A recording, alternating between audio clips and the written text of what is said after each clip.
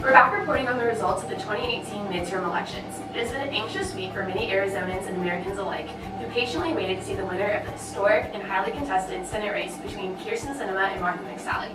To the surprise of many Democrats and Republicans alike, Sinema was able to edge out a victory over McSally by a razor-thin margin of 1.7 percentage points, something even our colleagues here were unable to predict.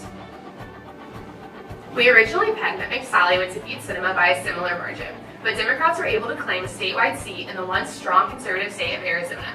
Although it was a shakeup in terms of the Senate, the House race we focused on pre-election night was generally lacking in surprises.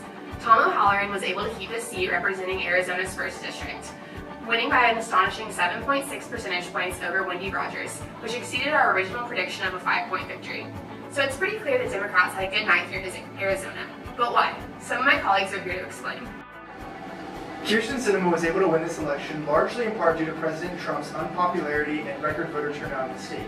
The Latino, youth, and women vote carried Sinema to victory, and the overall turnout increased from 48% in 2014 to a staggering 65% in this year's midterm election.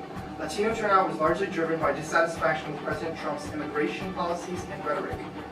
President Trump won the state of Arizona in 2016. However, since the election, the coalition of the disappointed has been growing among voters, specifically the independent voters who favored Trump in 2016, which contributed to a shift favoring the Democratic direction.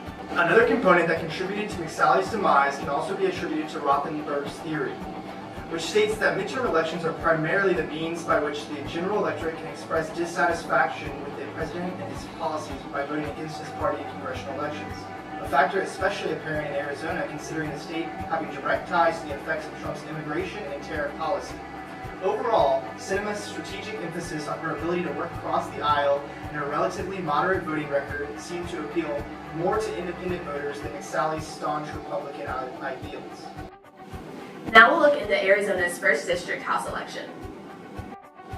While the House election in Arizona's 1st District resulted in no surprise with incumbent O'Halloran being re-elected to his 2nd term in office, another win for the Democrats in Arizona makes experts question whether or not the state is moving towards being classified as purple. Our correctly predicted outcome with regard to O'Halloran holding a seat can be attributed to his position as an incumbent and the advantages that entails. In combination with the detrimental effects Rogers' alignment with Trump had on her campaign, given the aforementioned effect that the electorate's dissatisfaction with President Trump has on the winning percentages of candidates running in the president's party. Given that Arizona's 1st District is quite large and characterized by its rural population, it is interesting to see the district's support of O'Halloran as a whole. Democrats' current advantage in the 1st District could turn out to be crucial in moving Arizona even further left come the 2020 election. Thank you both for joining us. I hope you've received good insight into what happened in the 2018 elections.